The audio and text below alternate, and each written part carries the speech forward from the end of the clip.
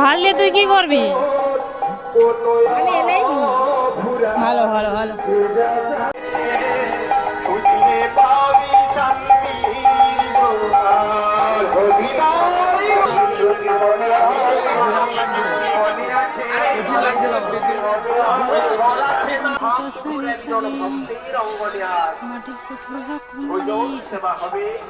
ভক্তটির নাম হলো গৌরীদাস পণ্ডিত।